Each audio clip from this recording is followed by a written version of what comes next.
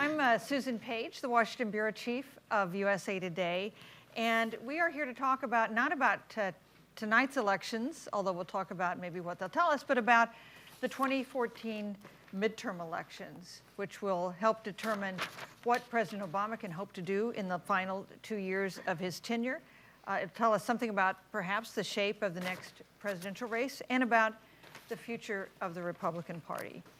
And I am honored to be here to moderate a panel with such all-stars who are prepared to answer any question you can ask without equivocation of any sort. After I ask some questions, we'll open it up to the audience. So if you have things you'd like to pose, keep that in mind, and we'll do that later in this program. You have full bios in your program here, so I won't repeat them. I'll just briefly introduce our panel today. First, Elaine Kmark, founding director of the Center for Effective Public Management at Brookings. We're definitely in favor of that. Thank you.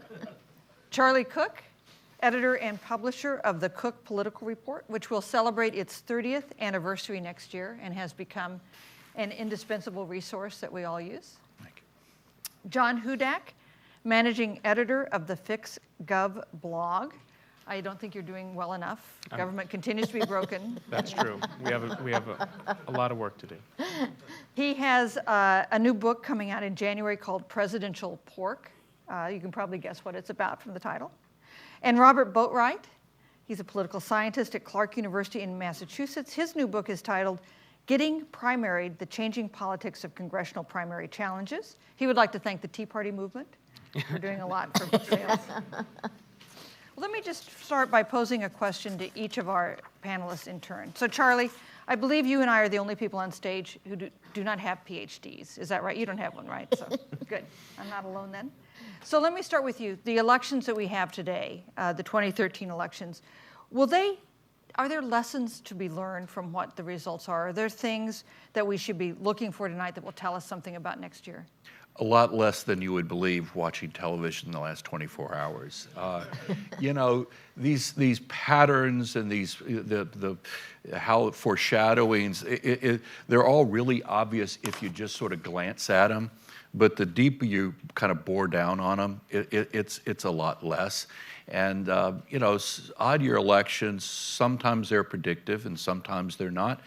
And for example, talking about, well, you know, Virginia is sort of this metaphor for what's going on in the Republican Party. Well, yeah, to a certain extent. But if you look at the point, go back to like July. Up until early July, roughly half the polls were showing Cuccinelli ahead and half the polling showed Terry McAuliffe ahead. And then starting mid-July, we've had 35 or 36 consecutive polls showing Terry McAuliffe ahead. Now, Ken Cuccinelli has been an extremely conservative person for a really long time, but that also corresponds, roughly speaking, with Governor McDonnell getting under criminal investigation. So what you had was two pretty weak candidates. Neither one of them had any claim whatsoever on the voters between the two 40-yard lines. And then one of them was saddled with a 100-pound lead weight, and it pulled him under the water. And so that kind of gets in the way of this sort of metaphor for the whole Republican Party. You know, a lot of these things, they don't really stand up once you really focus on them. You know, if you would like to hear Charlie's answer again, I should have mentioned that Sirius Radio is going to broadcast this program at 5 o'clock tonight, so while you're driving home maybe, and at 11 p.m., and that's a good chance to test whether anything we say today about tonight's results turn out to be true. Also, if you're posting on Twitter, if you're going to tweet today, our hashtag is hashtag 2014 midterms, 2014 midterms. So John Hudak, we have a Tea Party darling that's going to lose in Virginia most likely, and a Tea Party nemesis, Chris Christie, who is almost certainly going to win in New Jersey. So do you see a message tonight for the Tea Party movement? So I think there is one, and I agree with Charlie that a lot of times these messages about what can we take away, what can we apply forward are a bit overrated. But one of the refrains that the Tea Party has had, one of their common themes is that if we only had a more conservative candidate, we would have won that race. And tonight in Virginia, they, in a lot of ways, have that conservative candidate, and they're not going to win that race. And in New Jersey, they don't have that conservative candidate, and they're going to win that race. And there are state-level dynamics for why this is the case, but it really hurts that claim. And you have another special election in the first, or a runoff election in the 1st District of Alabama tonight to replace a congressman who resigned. And similarly, you have a Tea Party candidate against a more mainstream Republican. And there are lessons to be learned. There are a lot of lessons to be learned from any election, but I think understanding what dynamics are driving candidates to the top, driving candidates to the ballot for the general election, that's something that needs to come through. And it's unclear that the Tea Party is truly understanding it, and it's unclear that other wings of the Republican Party are understanding it as well. Robert Boatwright, we're going to see, I think, a lot of primary challenges in this next year for 2014. You've been studying this. Are the nature of primary challenges, are they different now than they used to be? What are you going to be looking for in 2014 in terms of primaries? Well, I'll be looking at a couple of things. First of all, the number of primary challenges, and second of all, as you've mentioned, whether they are different in some way. So just to speak briefly to each. I've done research on the last 40 years worth of primary challenges, and what I've found is that they seem to wax and wane along with turnover in Congress. So you get a particularly tumultuous election like 2010, 1994, even going all the way back to 1974, and you get a lot of ideological primary challengers. It is as if a number of conservative candidates think, oh, I'll run against a Democrat, and a number of other conservatives say, I'm going to run against a Republican who's not conservative enough for me. So in that regard, I think we should not be seeing all that much of that in 2014. It's not expected to be a year with particularly high turnover. We'll be 4 years back from the last election in which there was clearly a wave.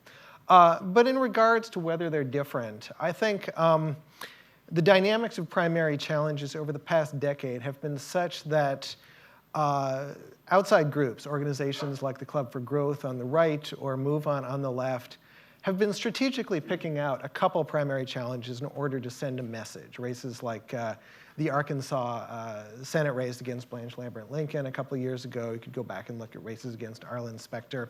So in order to do this, you can't run a ton of primary challenges, right? Because there's not enough interested money to spread around.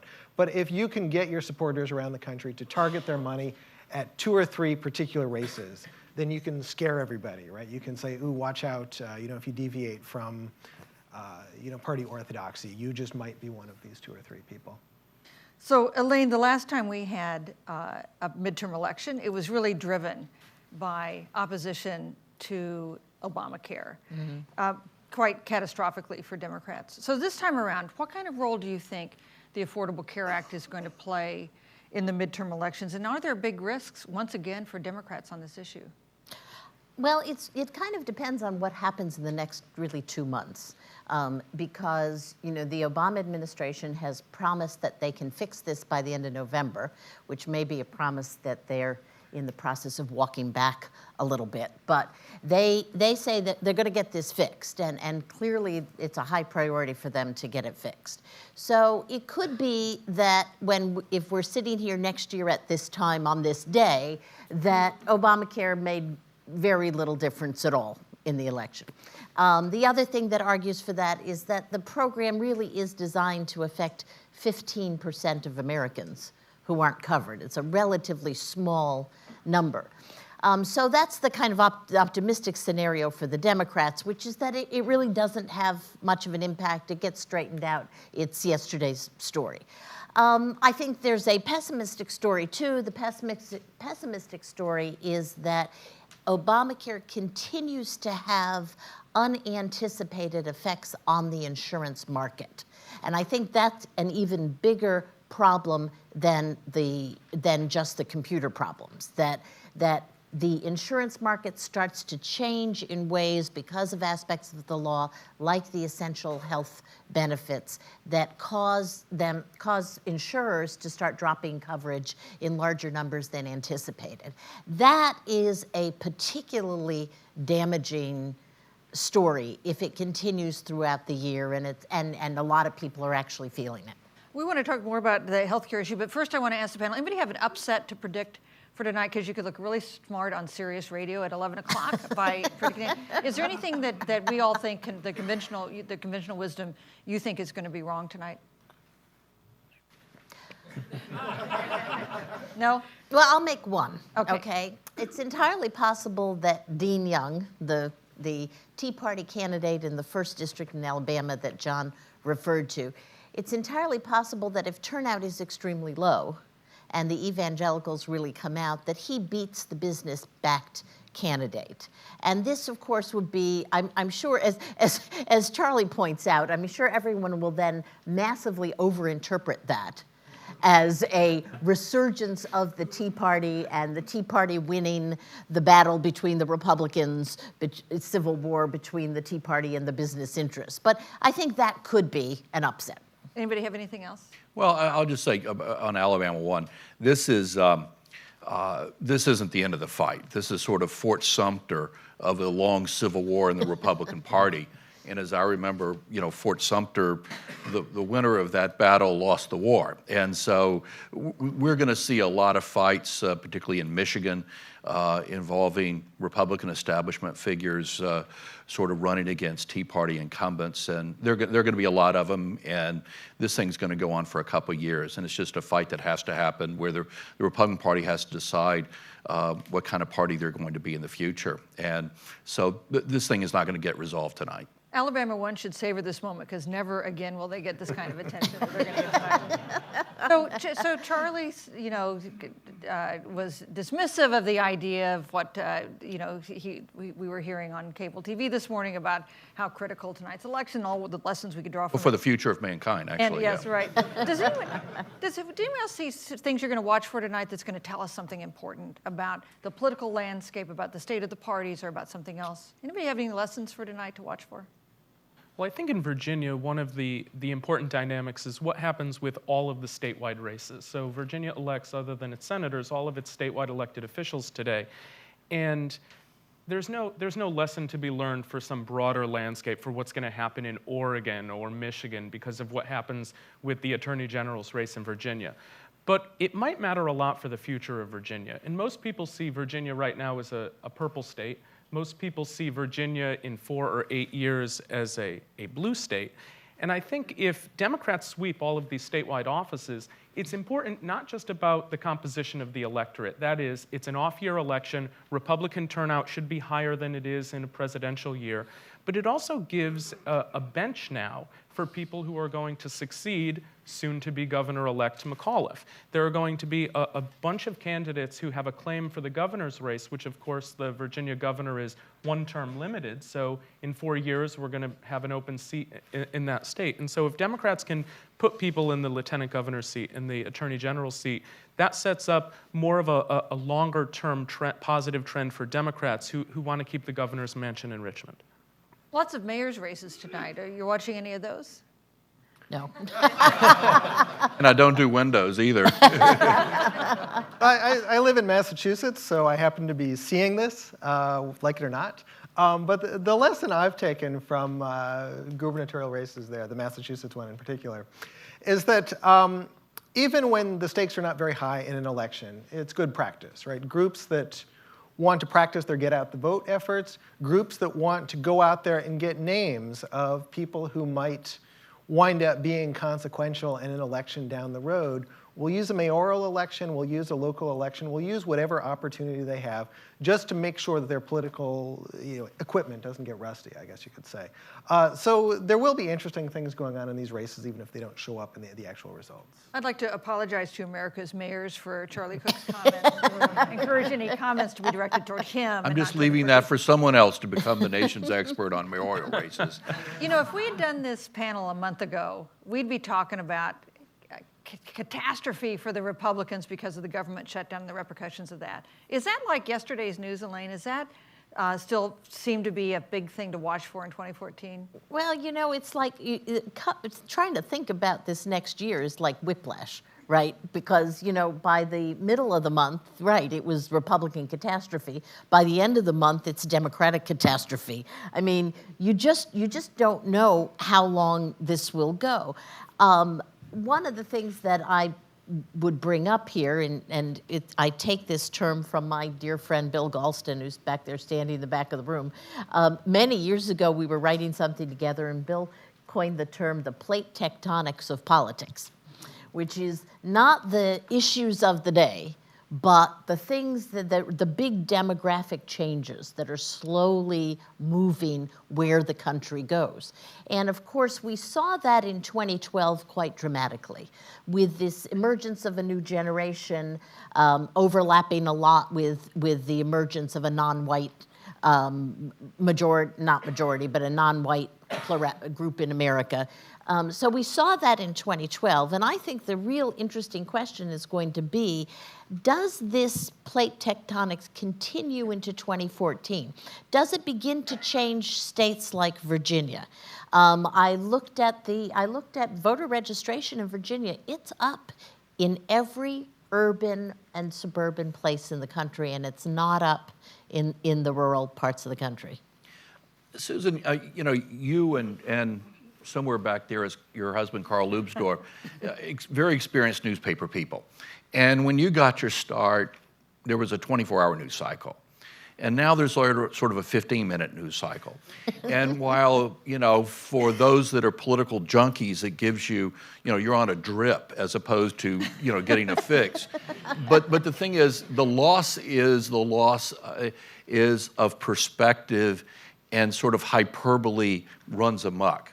So that, as Elaine said, at the time of the shutdown, this is the most horrific thing, and Republicans are absolutely screwed, even though we are talking about an event that's 13 months down the way, and very few events have shelf lives that long. I mean, events have expiration dates. And that's why people are saying, well, I kept reading, the Republican majority is now gone, or the House is in play. Now, did I hear Stu Rothenberg saying that? Not really. Did I hear Larry Sabato, whose team watches individual House races, say that? Not really. Did our team say that? No, not really. But people that wouldn't know a CD if it bit them in the rear end were saying that the House is suddenly in play. When, the truth is, what needed to happen? Oh, we probably needed to have another shutdown or two, or debt default or two, or near misses for either one. We probably need more Republican retirements in competitive districts, like Tim Griffin in Arkansas, too. We probably need more unexpectedly good Democratic recruiting, like James Lee Witt in Arkansas 4. It required a lot of things that haven't happened yet. And if they happen, then the House will be in play. But they hadn't happened yet, but it became a very fashionable thing to say a month ago, oh, it's now in play. John, you're nodding. And there's two things that can't be underestimated, and that's the short-term memory of voters. People aren't going to remember the shutdown in as crystal of ways as they think about it now or they thought about it 2 weeks ago, unless, as Charlie said, we have 2 or 3 more shutdowns. But we also can't underestimate the real glory that Democrats have in screwing up a negotiation. And so the next debt ceiling crisis or the next government shutdown crisis, the Democrats did well in the last one. That has no reflection on their ability to do well in the next one. And if they screw that up, then the Senate becomes in play. The House is completely off the table. And so these trends that everyone gets attached to are foolish, because what's going to matter is what happens in August or what happens in September or what happens the last week in October of next year, not what happened October 1st of 2013. Robert. Well, I wouldn't say that the House is in play. I mean, it's pretty clear, as Charlie has mentioned, that all of the people who study this for a living say that it probably is not. But I think the one important consequence of the shutdown is that this is the time when people who might be quality candidates are making up their minds about whether they want to run for office. So even if voters have completely forgotten that any of this happened, there could well be Democrats who decided, yes, I'm going to make that run based on what happens now. Or there could be Republicans who are thinking about the race right now, are about to go out there and raise money, who've decided that it's not worth it. So you take a look at a state like New Hampshire, for instance. There has yet to be a credible Republican in New Hampshire who's emerged. If somebody was going to mount a campaign, this would be the time to start putting that infrastructure together. And if this doesn't look like a good moment for Republicans, then we may wind up seeing the consequences of this a year from now. That's an excellent point. I just want to underscore it for people taking notes. That was a very good point. Right. Write that down. So Elaine said the two scenarios for healthcare's effect would be that it's neutralized or that it's a disaster for Democrats. Is there any chance that the Affordable Care Act becomes a big positive for the White House and for Democrats? Anybody think it could? Okay. I think it's hard to see it being a big positive, only because, remember, you're really talking about a very small piece of the electorate that is affected by, a small piece of the population. Now, a lot of that small piece of the population are young people. If they find themselves able to buy good health care and they like it and they think this is a great program, then I think that's going to bind them even more firmly to Obama, to the Democratic Party, and probably reinforce this trend we've seen in the under 30s to vote Democratic. So, you know, it could have an impact, I think, there. But basically, the program is supposed to not affect 85% of America. Which is total baloney. Well, as an employer with, I mean. Okay, no. so here we go. It's yes, It's it is affecting people with good plans and with Well, employers that and pay this is- 100%. And That's yes, it is affecting us. Yeah, so, and that's what was unanticipated, right? That's what they didn't think was going to happen, is that there would be this spillover into the 85%. And if that, in fact, keeps up and is large scale, then I think it's going to have some pretty disastrous consequences. It gave us a wave election 4 years ago. Do you guys think it could give us a wave election this time around? If there continue to be problems, if it can't get fixed? I doubt it. Quote Stan Greenberg, who's a terrific Democratic pollster. We were talking Thursday, I think it was, and he said, the thing is, voters want to punish Republicans, but they don't want to reward Democrats. And when people, the Democratic Party has negatives that in any other context they should really worry about, except that those negatives aren't as bad as Republicans. And so, you have to, things aren't binary, where if one side's down, the other side's up.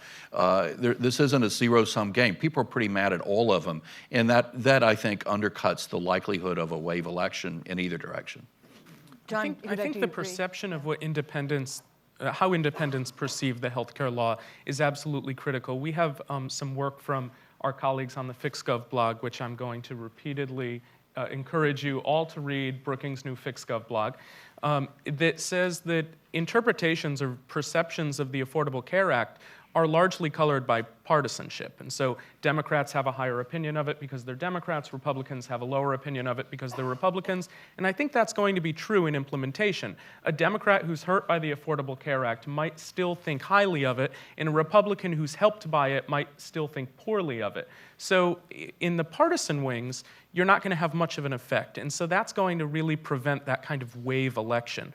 But where it's going to matter how independents perceive it, and independents perceive it not well right now. And if the evidence keeps mounting that there are problems in the system, that hurts Democrats. If the benefits start to be real and recognizable and independents start to appreciate it, that starts to move the needle a little bit in the Democrats' direction. And that, I think, is going to be the way that the Affordable Care Act plays into the election.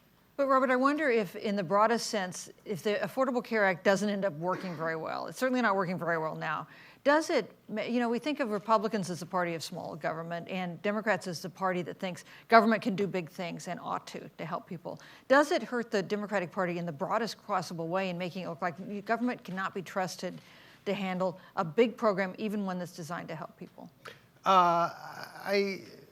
I think in a policy sense, it may affect Democratic efforts to do other things further down the road. I think in an electoral sense, a strong case can be made that wave elections are not about any individual policy, right? You could look at 2010 and say, well, the Democratic Party was overextended. They had won a lot of seats that they quite honestly had no business winning, and Republicans took them back in an election where we had a Democratic president and a reaction to him. You could say the same about 2012, that there was a pushback against the Republicans. You can tell this whole story without it just being about health care. It's a convenient thing to talk about. Charlie, you have some metrics you keep track of when looking at elections. One of them is presidential approval. How big a factor is President Obama not on the ballot in 2014, won't ever be on a ballot again, we don't believe? How big a factor will he play in the midterms next year? Well, again, you could overstate it, but one of the axioms of politics in midterm elections is that they're a referendum on the incumbent president, and that's particularly the case in second-term midterm elections, which is why 5 times out of the 6 since the end of World War II, the party in the White House got absolutely hammered in either the House or the Senate or both. And it's a combination of the freshness and the novelty of a brand new president wearing off, and that the focus and the passion is gone. And in year 5, year 6, people start getting tired of them. They run out of new ideas. Chickens coming home to roost from the first term. Just sort of bad things typically happen to presidencies in their second terms.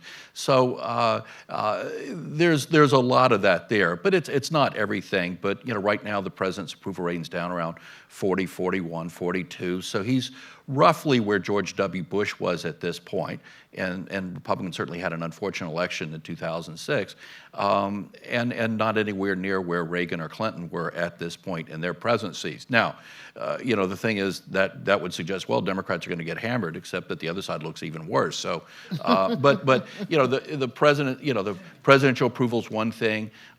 How the economy is doing, it's also one of the axioms is people vote their pocketbooks, and right now people feel better than they did a couple of years ago, but reach back and look at consumer confidence compared to 10, 20, 30 years ago, and no, people aren't feeling that good. So, it's not exactly happy days are here again. I mean, there are just sort of lots of metrics to look for, and certainly the Affordable Care Act is one of those. Approval's another. How the economy's doing. They all sort of go into that mix. What can President Obama do to affect 2014? Is there very much he could do to have an impact? Well, he can straighten out healthcare. I mean, the one thing he's just got to do is he's got to figure out how to put this issue behind them. And they've got to, I think that they've picked probably the best person they could find in Jeff Zients. Frankly, I think if they'd put Jeff in charge of this to begin with, you wouldn't have had as many problems as you had. They have a classic command and control problem in the way they put this together. So he's clearly got to do that. Beyond that, I agree with Charlie. I'm not sure there's that much you could do. But one thing I would add to the conversation here is, we talked a lot about the sort of civil war in the Republican Party, and we're all watching that. I think it will be interesting to watch what happens within the Democratic Party in this year, particularly in preparation for 2016. You already have some Democrats sort of saying we ought to delay the mandate on health care. You have, the Democrats have been remarkably unified, especially for astonishingly for Democrats. And you already see some fissures in that. And one of the interesting questions will be, as Obama begins his exit from the stage, right, what fissures emerge within the Democratic Party, both in the course of this election cycle and how then will they play into the big show, which is 2016? Yeah, let me hit 2 of those. One is that, the obvious thing that you could do is push the mandate back 6 months, but then again, that completely screws over the insurance companies who have made preparation for this thing to kick in right now, and it sort of upsets the economics of the whole thing. But I was talking a week or so ago with a friend of mine who's on the board of Louisiana Blue Cross Blue Shield. They've spent $60 million just to prepare for this transition. $60 million. Now, that money came from someplace, and which obviously came out of people's premiums. To the extent that you delay, this is, it was a very big, complicated program developed and pushed through in a real hurry, and now that hurry is showing on a whole lot of levels. But to echo something Elaine said, if we were to get, let's say, the budget conversation moving over into, say, entitlements and something like chain the CPI rate for Social Security, all the fissures, all the fractures that you see in the Republican Party, you will start seeing on the Democratic Party as well. I mean, Democrats' hair, a liberal's hair will catch on fire at the first sign of putting, of messing with entitlements or COLAs in any way. You know, it's interesting. President Obama has made an historic achievement. He's been elected twice as president with a majority, with more than 50% of the electorate, the first Democrat to do that since FDR. And yet, his impact on the Democratic Party generally, on other Democrats at other levels, has been not that great. I mean, he's actually leaving it looks like he will leave the Democratic Party in worse shape than he found it. Why is that?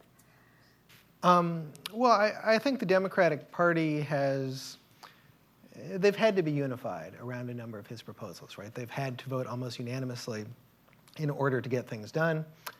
After the Democrats lost the majority, it's very easy to vote unanimously to block things, right? Given the political environment right now, Democrats haven't had to emerge and take different positions. So part of the problem under Obama, I think, is that congressional leaders have not really had the opportunity to distinguish themselves as being leaders or as being part of a faction. And I think, as you mentioned, as we start not paying attention to him, right?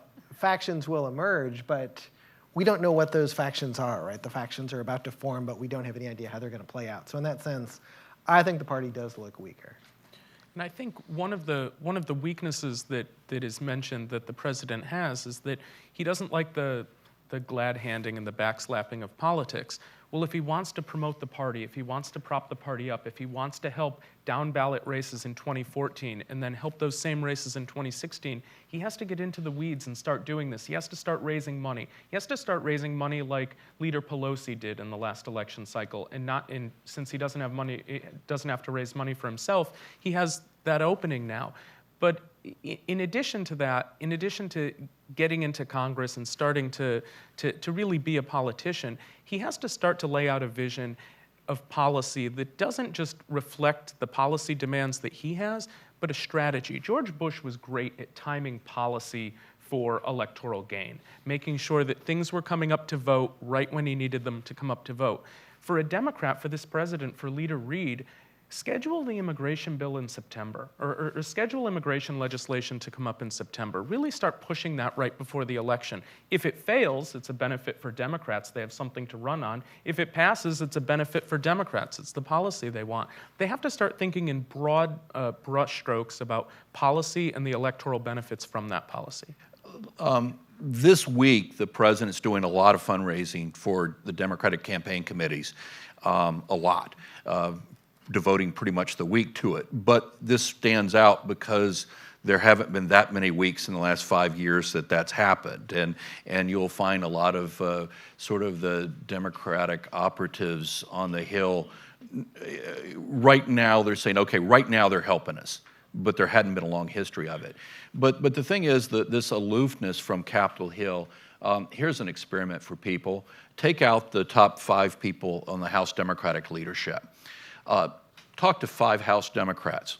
Ask them the following question. Has any member of the Obama Congressional Liaison staff or White House staff ever stepped foot in your office? You'll get about 4 out of 5 saying no. Or ask a member of the House or Senate that's not in the leadership, have you ever been in a room with the president with fewer than 10 people? This is so far afield of the Bill Clinton calling members up at all hours and schmoozing with them, or even George W. Bush to a certain extent, and just light years away from Ronald Reagan or Lyndon Johnson, that the fact that he doesn't seem to enjoy talking to them, being around them, he doesn't consider himself a politician, and that politicians are lower than pond scum. And it'll rub off if you're anywhere near him. I mean, that's the signal that members of Congress in his own party are getting. Forget Tea Party, forget Republicans. That his own party, they don't really know him, and that's why he was going to get abandoned on. If that Syria issue had gone to a vote, he was going to get slaughtered. And right now, you don't have a whole lot of Democrats stepping forward to defend him on the implementation of Affordable Care Act because they don't feel like he's done a whole lot for them, and they don't know him. They don't feel invested in him because there's not much of a relationship. I want to add something else into the conversation too, which is that, again, on our FixGov blog, which I want to draw everybody's We read attention to.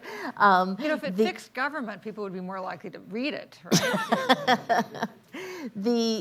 We did a little piece on presidents who suffered management problems. All right, big flops, okay? And the first one, of course, the most dramatic one, which some of us in this room can remember, and some in our audiences can remember, was, of course, the failure of Operation to rescue the Iranian hostages in April of 1980. Now, that was a rather gargantuan management failure, complete with command and control problems and all sorts of problems. And it just doomed Jimmy Carter. I mean, he was in trouble for sure, but if you look at his approval rating, it just goes straight down. He never comes back. Fast forward to George Bush, okay, and to Hurricane Katrina. Again, now he was a little luckier because this happened in his second term, not his first term, but September of his second term, Katrina happens. Again, it's a management failure. There's nothing partisan about this. It's a gigantic management failure. His approval ratings go down. He never comes back. So one of the reasons that I think the problems with the Affordable Care Act are looming so large is that if they are not quickly fixed, this could be one of those inflection points in presidential approval where his approval goes down and simply doesn't recover for the rest of the term, meaning that two things. One is that the rest of his agenda is doomed. Certainly for George Bush, his Social Security reform, his immigration reform, which was very bipartisan, they were doomed after Katrina. And the second thing it means is that in midterms, people may not really want the president around. Okay, I mean, we've had lots of midterms. I mean, perhaps the most dramatic, 1946, Harry Truman was in such trouble that nobody invited him to campaign with them. And when he returned to Washington, in those days when presidents returned to Washington, the whole cabinet came out to Union Station to greet them. When he returned to Washington after the 46 midterms, nobody came. Nobody came to meet him. So, that's, the question is, are we at an inflection point in the Obama presidency where it's just going to go downhill, or are there things he can do? Will we get past this and he'll have a relatively vigorous second half of his second term? Or as recently as 2006, where President George W. Bush wasn't exactly in a whole lot of demand in 2006, and you could always tell if a Republican was a slam dunk for re-election because those were the districts and states that the president was going to see. Given that George W. Bush's history, that's interesting that in several ways, President Obama fares less well in the political discussion we're having than George W. Bush did, despite two unpopular wars and Hurricane Katrina. And maybe healthcare is even more damaging because it's his signature issue. I mean, hurricane control was not George W. Bush's signature issue, right? Even though he didn't handle it very well. This is what President Obama ran on. It's his biggest legislative achievement. Well, and I think the other thing about healthcare that makes it so important as an issue is that everybody gets it. Everybody, or most people, have a health care program. They've been to doctors. They have medical bills. They understand this world in a way that they don't understand the Syrian civil war, in a way that they don't understand disaster relief processes that are taking place, 1,000 miles away. This is something that everybody feels. Except I don't really remember in 2008 Senator Obama running heavily on health care. I don't think it was one of the top 3 or 4 things he talked about during that campaign. It's sort of, given what happened at the agenda in 2009, you'd think it was. Right. But, not so much, really. Yeah. And while he's had some successes policy-wise, management-wise, he managed the stimulus well, he's managed foreign policy with the exception of Syria quite well, the credit isn't there for him. He doesn't have other managerial accomplishments to really hang his hat on publicly. So if you're assessing a president managerially, healthcare is what's going to be it, not the stimulus, not other areas where he's done well. All of that attention is going to be focused on this one failure if it does end up a failure. That's a real cost for him for the next few years and for a legacy as well. Well, I think that to put the Obama-Bush comparison in perspective, it may be that everyone has health care and they can think about health care to a degree, but it lacks sort of a compelling visual image, the way if we compare this to Bush, right? People were seeing horrible stuff happening in Iraq. People were watching what happened in Hurricane Katrina. That is, Bush got connected to things that people observed and could make their own conclusions about whether they were bad. When people think about problems in the rollout, for the most part, they are thinking about stuff that they have been told about healthcare but have not actually seen or experienced themselves. So I think what that suggests is that Bush bottomed out somewhere around the upper 20s in terms of approval. I think Obama's floor is much, much higher, right? He's at 43 or 44% now. I don't know that he's going to drop a whole lot lower. I don't disagree, but if you watch the New York Magazine video on the president saying, how many of you saw that this morning? A few. Saying about 50 times in various venues that if you like your health insurance, it won't change. It's a pretty devastating video that ran on a lot of the cable shows this morning. We're going to go to questions in just a couple minutes. If you have a question, you might have it in mind. You mentioned immigration, and earlier we mentioned how it's hard to predict an election.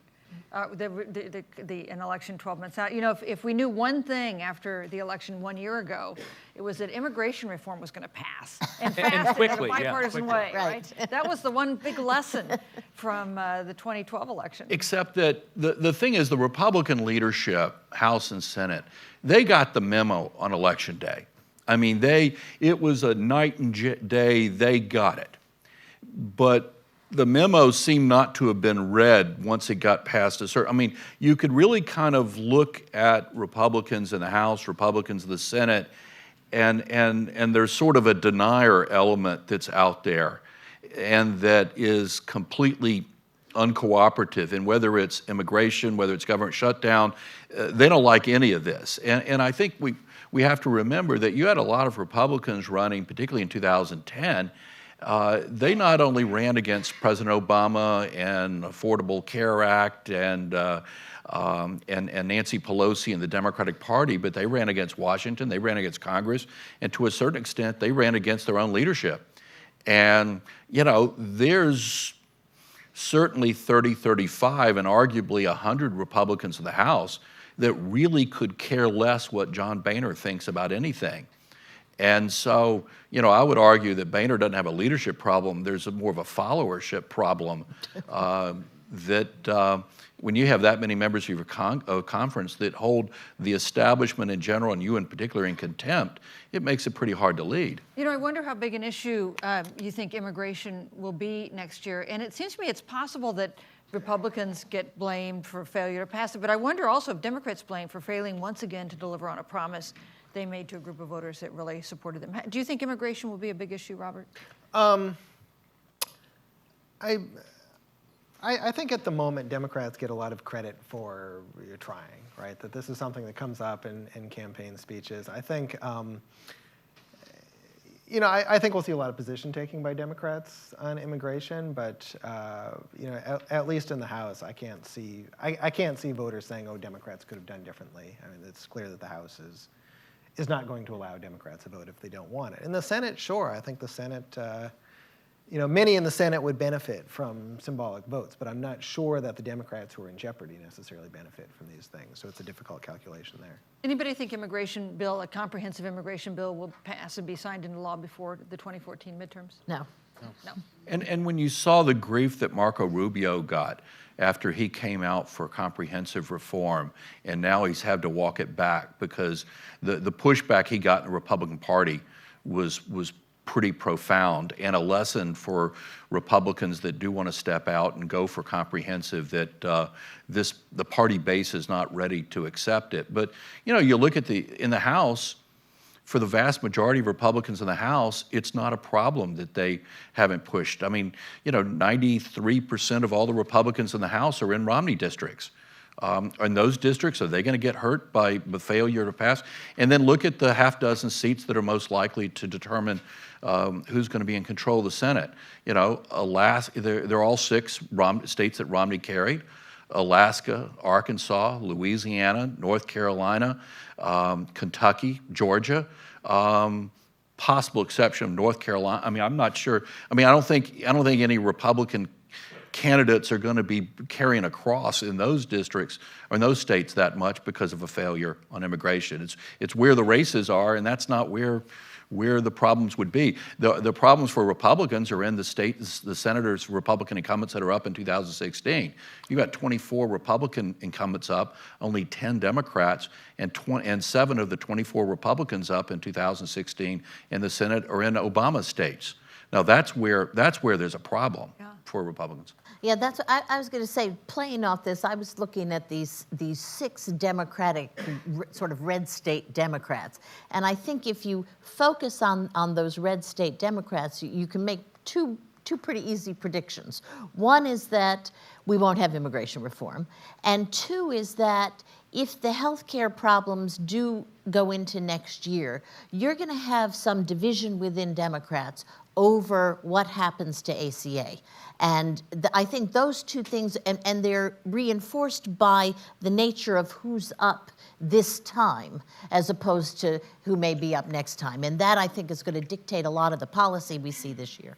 John Hudak, we've been talking, one last question by me before we go to the audience. We've been talking mostly about congressional elections in 2014. Lots of governors are up in 2014 as well. What should we watch for in that set of races? So the governor's races in 2014 are frankly tough for a lot of Republicans. They were elected, a lot of the governors were elected during the Tea Party wave in 2010, and so there's going to be a pushback against a lot of these governors that we're seeing it, like I said, we're seeing it in governor's races in 2014, in the same way we're going to see it in Senate races in 2016 as that class goes up for re-election.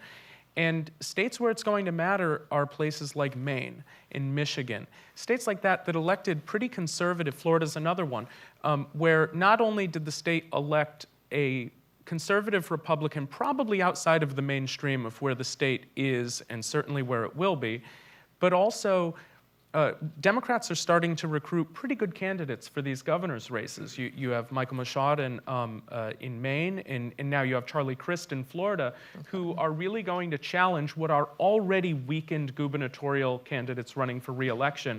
And so that creates sort of the perfect storm for Republicans' defeats in state houses and governor's mansions throughout the country. I would just add that 83% of all the state legislative seats will be on the ballot next year.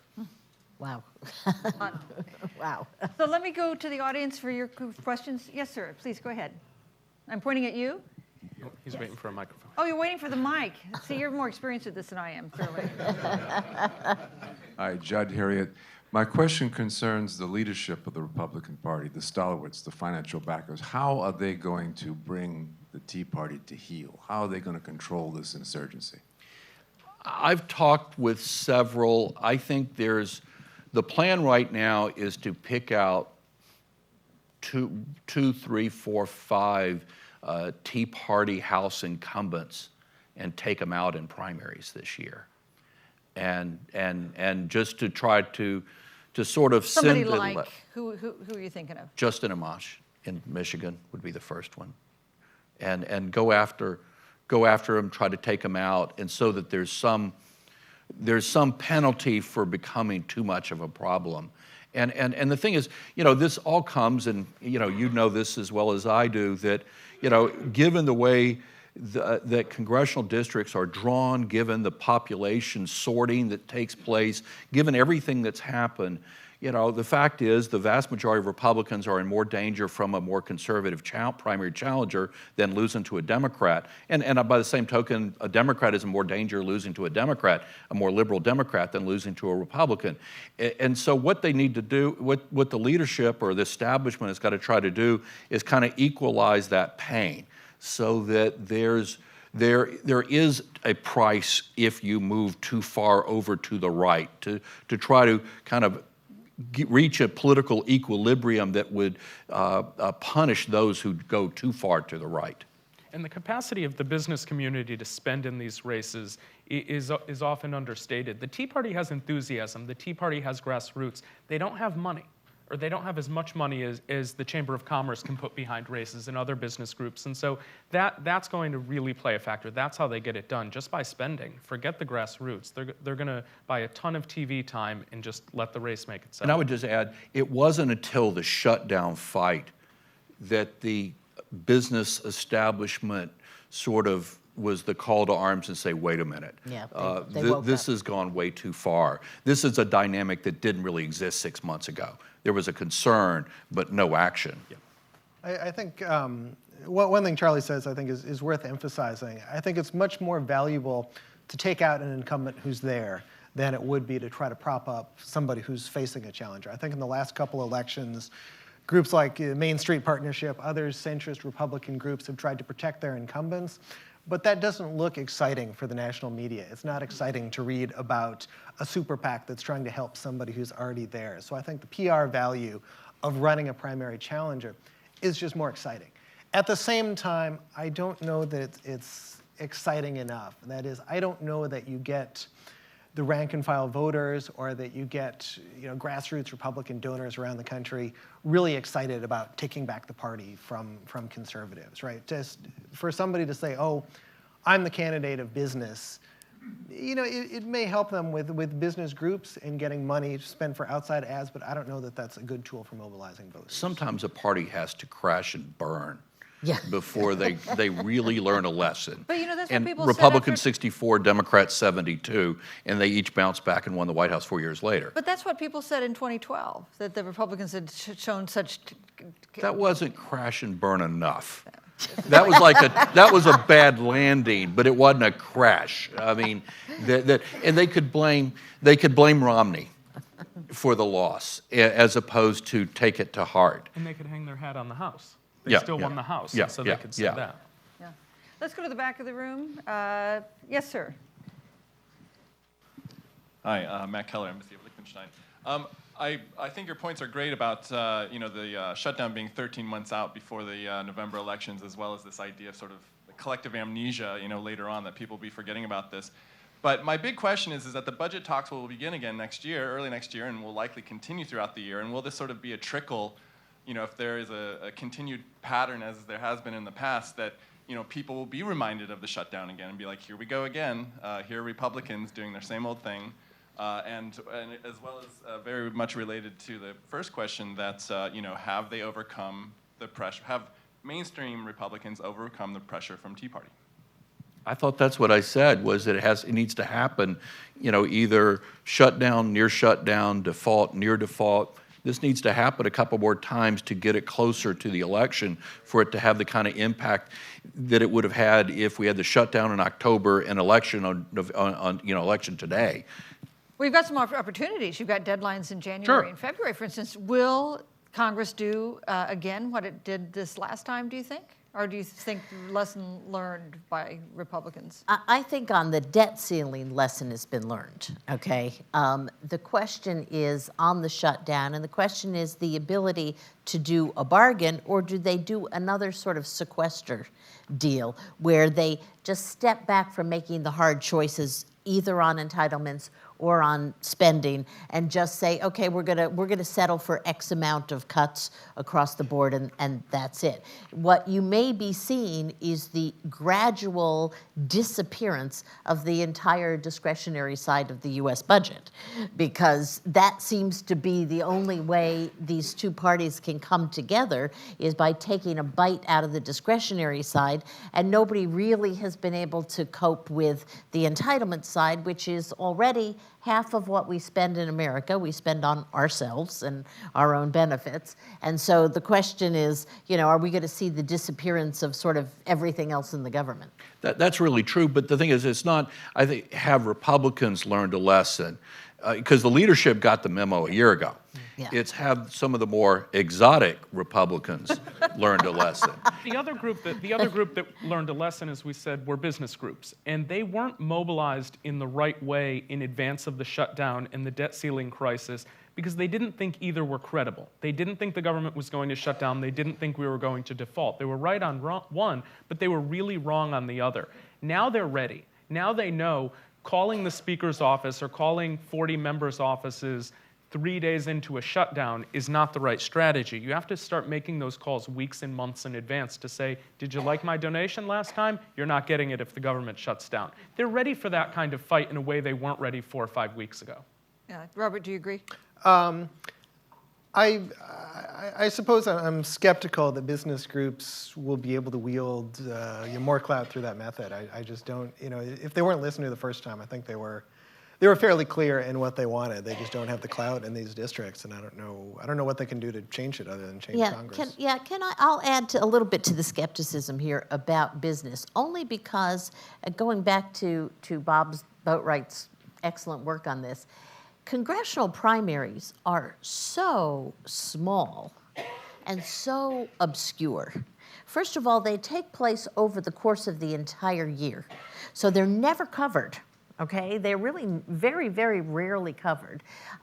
You have turnout that varies from 3.5% of the voting age population to a big year like 2010, which was 7.5% of the voting age population. So when you have such small electorates, intensely motivated people motivated by ideological concerns, can play a really outsized role in the congressional primary. And so while, yes, I think business groups are more mobilized, more interested than they have been, I'm not sure that they'll be able to actually have any impact on the Republicans. Let me clarify. I think the most likely manifestation of business getting involved in some of these Republican primaries will be very, 7-digit spending by super PACs against some of these incumbents where it either is or isn't transparent of where the money came from, but it came from business. So there was agreement with the panel that immigration's not going to get passed in 2014. How about a grand bargain on the budget, something that actually tries to do something serious, not just stumble from one continuing resolution to another? Anybody think we'll get one of those? So no. So kind of a pessimistic people up here. Let's come back to the front. Yes, sir. Petite bargain. Thanks. I'm Garrett Mitchell, and I write the Mitchell Report. And I want to pose the question this way. If we'd been having this session in November of 1993, thinking about the midterms of 94, we probably would not have anticipated the contract with America. And the question I have is whether there is issue potential or other potential for one party or the other to figure out a way to nationalize the 2014 midterms. And the two things that I just would throw up in that regard. One is if it so happened that the Tea Party is force us to play chicken again and maybe even again, or despite Elaine's observation that healthcare really only affects 15% of the population, it seems to me that the videos are telling us a different story. Not only is it affecting more than 15%, it's affecting the wrong folks up there.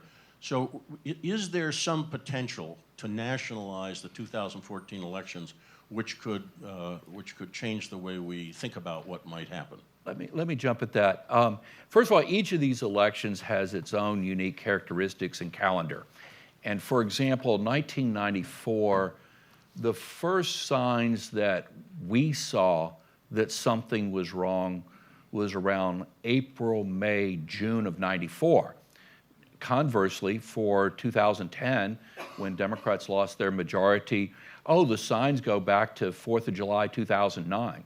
I mean, basically from starting around after stimulus and cap and trade, and just really before we turned the corner into healthcare reform, I was hearing reports back from Democratic members coming back from the 4th of July recess saying, my God, they beat the hell out of me. I've never had a trip home like that. And I had several from different parts of the country, different kind of districts. So the seeds of that was the summer before. What I would argue with is that I don't think parties usually are able to nationalize elections. I think elections are nationalized. And I used to have at my fingertips the statistic, but very, very, very few Americans ever heard of the contract with America by Election Day '94. That it's sort of been attached to that, but it was an insert in Reader's Digest magazine. And most American households, I grew up in one that got it, but not that many. I mean, it wasn't that big a deal, but but where that thing started getting nationalized over the summer of '94, the disaster, the crime bill on the House floor in August. I think it was August of 1994. I mean, where it got nationalized. Now, to me, Newt didn't create the wave, but he sure taught his candidates how to skillfully ride and maximize that wave.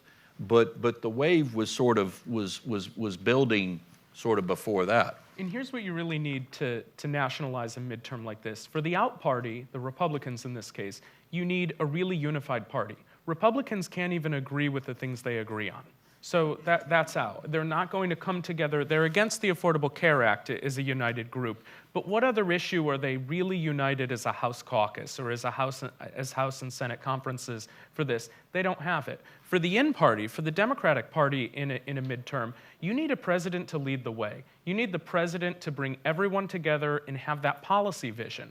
We don't have that either. We have a president who's detached politically and a president who you really don't see what his next step policy-wise is. He talks about immigration reform, but the other issues he talks about are gun control, which is a non-starter, in other issue areas that's not going to matter. So what you need from either party to nationalize this absolutely is not there.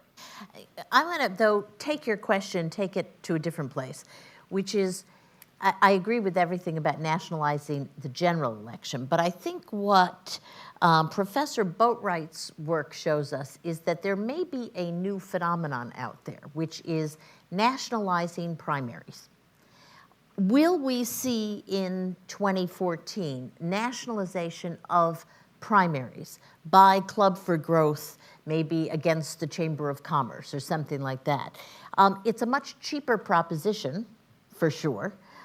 But on the other hand, it's difficult to do, and in the interest groups that comprise these big networks we call political parties traditionally haven't played that much in them. Now, labor unions have played a little bit on the Democratic side in primaries, but so I think the more interesting question is, will we see a nationalization or an attempt at nationalization of primaries certainly on the Republican side, but even potentially on the Democratic side, because as Susan pointed out, if we move into grand bargain territory and the Democratic Party splits open over entitlement reform, you could see a similar fight for the soul of the party taking place in some Democratic primaries. But even in these primaries that have been sort of nationalized, whether it's Tea Party 2010, 2012, I'm not sure. I guess they did do it, but to me, these things become nationalized. And I don't think that there were, Republicans sitting on First Street Southeast at the RNC headquarters saying, okay, let's flip the switch and nationalize it. Events have to create the dynamics that create a nationalized election. And you could help it, you can kind of fuel it, but it's either there or it's not. Well, I think it's really about the media. The media wind up nationalizing things when it makes for a good story. So take 2012, for instance. 7 members of Congress lost in the primaries. 4 of them were Democrats. But nobody made an effort to nationalize this, to say this is the Democratic Party cracking up, because it wasn't a good story. On the Republican side, Richard Murdoch, that was an exciting thing, right? Taking out Richard Lugar. Some of the rhetoric that we hear from the groups that do this, right? Read an interview with Stephen Moore, right? Back when he was running the Club for Growth, he had some tremendously entertaining things to say about, I think he said, Republicans are wetting their pants when they see us coming, right?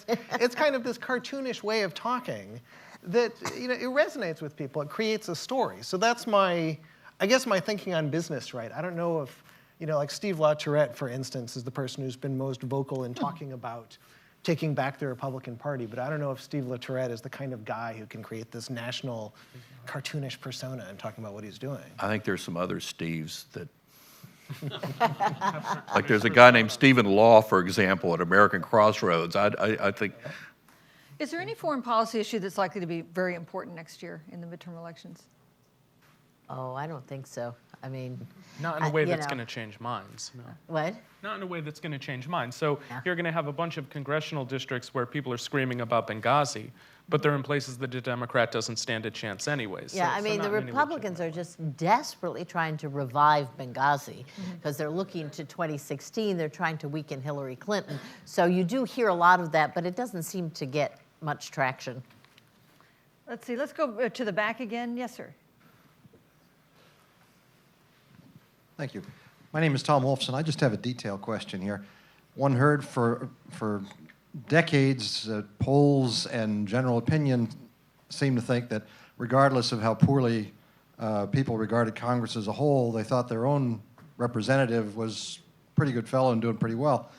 Do you see any change in that, or is it that you think that seems to hold true still? I think it's still relatively true, but just a lot less than it used to be. I mean, yes, we're seeing poll questions like in the NBC Wall Street Journal poll and other polls that, you know, would you vote to defeat your every member of Congress, including the one in your district? And we're getting, you know, 60% or so, over 60% saying yes. Now, having said that, I think since the end of World War II, the lowest House incumbent reelection rate we've ever had was 87%. I think that was the rock bottom. Generally, it's around 90, low 90s, something like that. So voters talk a good game about throwing the bums out. But they, yeah, and they do occasionally throw some bums out. But they, you know, there's a lot of big talk going on, but it has changed somewhat, because in the old days you would not have gotten 61 or 63% or whatever saying defeat even my own member. You wouldn't have heard that. And the way the question is worded, Charlie is right, is the key here. So it says, would you like to get rid of every member of Congress, including your own? Well, that's a false construct. That's not what a voter faces in the poll. You can still want to throw every member out, but you can still keep your own. And so the reality is, if you're faced with this decision, boy, do I have to sacrifice Congressman Smith if I can get rid of the other 434 lunatics. It sounds pretty good, but then you get into the polling booth and it's a different story. That's a deal you'd take. Robert, anything about that? I agree fully with what John said. I think when you show up at the polls, you think about the fact that if you throw your guy out, that's going to give the other 434 more power. Right? It's not something. What's your favorite race for 2014? What's an election for the Senate, for the House, for governorship that you think is going to be really important to watch and interesting? What would you pick? Elaine, Kmart, you go first. I don't know. I think I might pick Kay Hagan in North Carolina.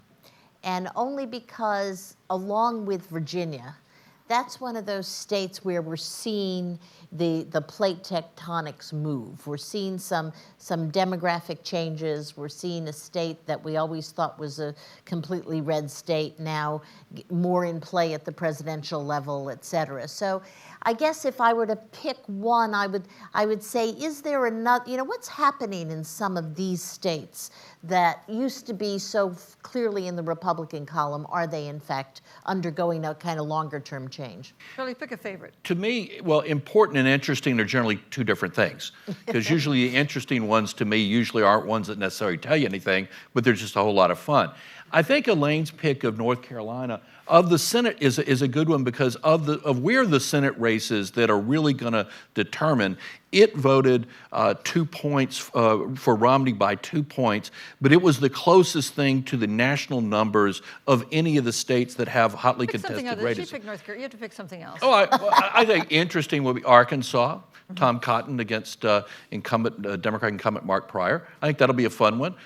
Louisiana will be interesting with Mary Landrieu, but you know, the Republican Party's kind of cannibalizing itself right now. So it's interesting, but it won't tell us anything because it's got so many weird aspects to it. Okay, John, here, you can't pick any of those races. Sure. What The do you wanna Georgia watch? Senate race is going to be neat. Georgia's seen as a conservative state. In presidential voting, it's actually not as much anymore. It's tending more toward purple, a purplish hue of red. And what you have in my wife is in the audience, and she's a graphic designer, and I'm sure purplish hue of red is going to get me in hot water later on. But the Georgia Senate race is a neat dynamic. You have a pretty qualified Democratic candidate running with a ton of name recognition against 4 Tea Party members ripping themselves apart over a seat that they should be able to keep. And so what's going to happen, and Robert can speak to this a bit, I'm sure, is an absolute nuclear war in the Republican primary where whoever comes out from the dust, whoever happened to have the bunker that day, looks terrible, and Michelle Nunn looks great by comparison because she's not that. And she's a nun. Not a Catholic nun, but a nun nun all as the in same. Sam Nunn. And so I think that's a neat race to see what happens there. It's been interesting to see the number of women challengers in some of these races, kind of long shot races, but where they actually have a credible chance of winning. Robert, take your pick. Let's see. Well, I think there will be some interesting primaries. I think it'll be fascinating to see what happens if Mitch McConnell's challenger is serious. But I think the race that I find most intriguing right now, I don't know if I'm allowed to mention something that's not Congress. Yes, but John Kasich will be up as governor of Ohio. And that's interesting because if you go all the way back to the early 1990s, right, the Republicans who came in 1994, there was this talk about this new breed of conservative, uncompromising Republicans. But many of the Republicans who won were actually veteran politicians who'd kind of ridden the wave. And so if you look at Republicans who won in 2010, there aren't that many veteran politicians who had ridden the wave and kind of sought to bring their experience to bear and temper some of the extremes. And I think Kasich he seems to be taking steps to do that, right? To make the case that he can be a more responsible Republican governor, that he can work with the sorts of things that the Obama administration has given him. Okay, let's go back to the audience for questions. Yes, ma'am. I'll stand. I'm kind of short. My name is Kellen Howell. I'm from the Washington Times. I had a question for, well, all of you, but John, you brought up the point that the Tea Party has a lot of enthusiasm and grassroots behind it, but it doesn't have a lot of money right now. We've seen kind of going on right now, there's been a lot of campaign finance discussion, especially with cases like McCutcheon and smaller cases going on in states like Arizona and Mississippi. And I'm wondering if these cases kind of go through and these campaign finance restrictions are turned over, what kind of effect that could have on the Tea Party if they're going to be able to gain a lot more monetary support and then hold more seats in office.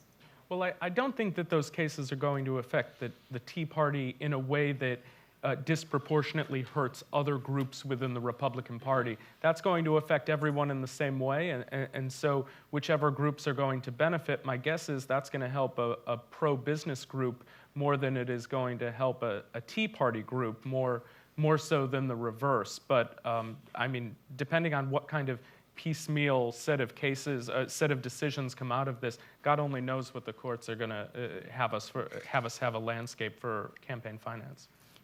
At the risk of getting an earful from political scientists, I don't pay a whole lot of attention to campaign finance decisions anymore, because basically anybody with a lot of money that they want to help or hurt a candidate has no problem finding ways to spend it.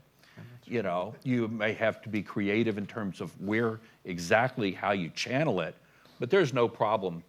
You know, as long as it's not foreign money, there's no problem whatsoever that until the Supreme Court changes the definition of spending as a form of speech or a constitutional amendment, neither of which are going to happen anytime soon, there's not going to be any change. And so I stopped paying attention to campaign finance reform or decisions 6-8 years ago. I mean, it's Life like, is still full, you find? Yeah. I mean, it's just, the thing is why waste energy on something that is not going to get changed? I mean, to me, the way I look at campaign money is it is a fuel, like in a car. And cars run better with fuel than without. And campaigns do better with money than without. And so to me, it's a commodity as opposed to looking at it as original sin or something. Let's go back to the back here. Yes, sir. That's you, yes. Fine, yeah. I wasn't actually pointing at you, but go ahead. During the shutdown, we heard a lot of stories that were blaming redistricting and the way congressional maps are drawn for the fact that there was people screaming on both sides. And then there was a pushback, a bunch of stories that said it had absolutely nothing to do with it and that's way overblown. Where do you guys see redistricting and gerrymandering and all that map drawing factoring into the 2014 elections, and how much of an impact is it really having? One of you guys want to do it first? Well, the official political scientist perspective is that roughly 10 to 15% of the polarization in Congress is caused by gerrymandering. What that means is that you have a few candidates who are a little bit more conservative than they'd otherwise be, but it's kind of at the margins, right? You wouldn't change the bigger picture. And you're operating with the same district lines in 2014 as you were in 2012. And so in the aggregate, I don't think it's going to matter. The one area I do think it matters, though, is sort of the mentality that state parties have about what it means to win. So you have these congressional districts, and in some states you've drawn some pretty extreme Republican and extreme Democrat too, but extreme Republican districts, and you're getting out of that an extreme Republican, of course, and they're doing really well, they're ringing up a lot of votes, they have enthusiasm, they have, in some cases, money behind them. Some state parties are looking at that and saying, that's the model we need when we nominate a senator. And that's a problem. I think too many people approach it in kind of a binary way. It's either all redistricting or it's not redistricting. When, there's a mix of things. Is redistricting a factor? Sure. And the fact that we had the first redistricting year where Republicans had the upper hand in a lot more places than Democrats for the first time, since forever. Oh, that was unusual, but part of it's redistricting. Part of it is population patterns, population sorting. The fact is that most Democrats live in urban areas or college towns, and Republicans are sort of spread out over everything else. Well, Democratic voters are so concentrated that even if you didn't have a malicious gerrymanderer, it would happen to a certain, you would have this happen to a certain extent as well. And third, and we talked about this a lot already this morning, is primaries. Is moderates getting bumped off in primaries. And then the final thing is general elections. That, when I came to Washington in 1972, there were a ton of conservative moderate Democrats, there were a ton of liberal moderate Republicans, and over the years, most of them that didn't retire or die, most of them lost. And think of where we are for right now.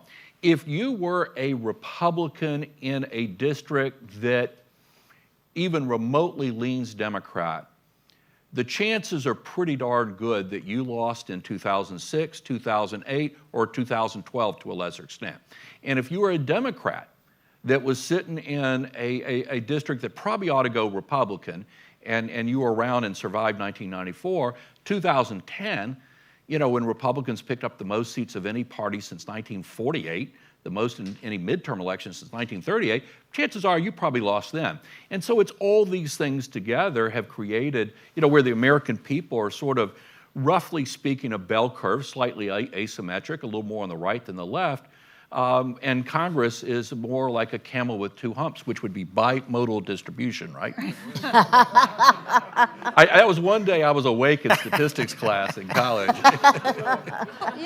The polarization of our government has been of such concern and made things so hard to do and such dismay among a lot of American voters. Of course, we'll have the same district lines in 2014, but what do you think that Congress that gets elected then, is it going to be as polarized as things have been now? Is it going to be more so, less so? What do you think, Elaine? I've been mystified by this, frankly, because, for most of our history, we have had political parties that, had some moderates in and had some extremes in, but there's always been, leaders have created what I call governing coalitions. It's a term you take from a parliamentary system, but it's equally applicable, and you can go through legislation over the past 50 years and see that those coalitions changed from piece of legislation to piece of legislation. I'm astonished at two developments, and I'm not quite sure what to make of them. One is American political parties behaving a lot more like parliamentary democracy parties, where they vote lockstep with the party. And second is which goes with that, is the inability of party leadership to create a coalition across lines. So think of this last, ridiculous 2 weeks we went through at the beginning of October, where the government was shut down, we were on the point of default, and the votes were there. There were plenty of votes out of that 435. There were plenty of people willing to vote to stop this whole thing. And for some reason, Boehner didn't feel that he could simply put this on the floor, get the Democrats, get a handful of his Republicans, et cetera. And there's all sorts of reasons. We've talked about them here, fear of a primary challenge, et cetera. But it is, I think, something kind of new in American democracy that we don't have these coalitions being formed in Congress. I would say 3 points. Number one, the former Speaker, Dennis Hastert, is a very, very nice man. But the so-called Hastert rule that basically takes a body, an institution that was designed to be representative and majority rule, and make it plurality rule, where it requires a majority of the majority, which generally speaking is a plurality, right? To move something, so you could have 60% of the members of the House want something, and it can't even get to the floor. It really is a travesty. But playing off as something like, if you were to say what two groups are the most unhappy members of Congress, I'd say number one, former governors, because they've had power before, and they've been able to have their fingers on the levers and the buttons, and then they find themselves in a debating society that accomplishes very little. And then the second thing is the moderates, the people that sort of like the process of legislation, the guys that like to do deals, the Trent Lotts and John Bros. And over time, a lot of these moderates finally just say, you know what, this place isn't getting anything done at all. I've got better things to do with my life. And they leave, and a lot of times they're replaced by ideologues. And so it's a lot of these things are at play. And for the speaker, the conversation for weeks was, well, John Boehner is weak, and that's why we're in the position we're in. That's why we have an inability to pass a bill that a majority of the House supports. But name me another member of Congress who's going to do a different job than John Boehner with this current composition of the Republican Party. I don't see Eric Cantor being any more effective. I don't see Kevin McCarthy being any more effective. And those are the two talented ones. Forget who's next on the list. It's just a matter of what this Republican conference looks like. And there's no better alternative. I mean, if I were a Tea Party member of Congress, I might think otherwise. But there's no real better alternative to John Boehner who's going to be more effective or be able to pass this legislation. Robert?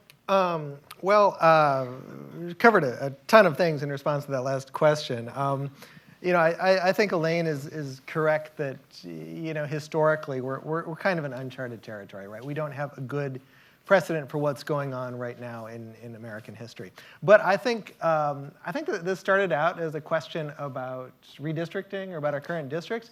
And so I guess to inject a note of optimism, I'll say that the science of drawing districts has improved in just leaps and bounds in terms of legislators' abilities to draw districts that are going to be reliably partisan. But our country also is changing very rapidly, right? And so districts that were going to be reliably partisan as of 2012, right? People move, people come to the US, people get born. So over the decade, some of those districts will become more liberal, some will become more conservative, a number of them will become more moderate. So if you look towards the end of the decade, you may see districts just start to naturally sort themselves out a little bit, and perhaps we'll get more moderates. So we're just about out of time. We're going to do a lightning round where you're only allowed to answer yes or no. The first question is, will Republicans hold the House in 2014? Robert? Yes. Yes. Yes. Yes. Will Democrats hold the Senate in 2014? We'll go the other way around. Yes. Yes. Yes. Yes. And for our bonus point, I call it the tiebreaker, but none of you have disagreed with each other. Who will be elected as House Speaker in 2015? That's John Boehner. Kevin McCarthy. Eric Cantor. Paul Ryan. Yay! There it is. Thank you. Thanks to our great panel. Thanks to our great audience, and thanks to the Brookings.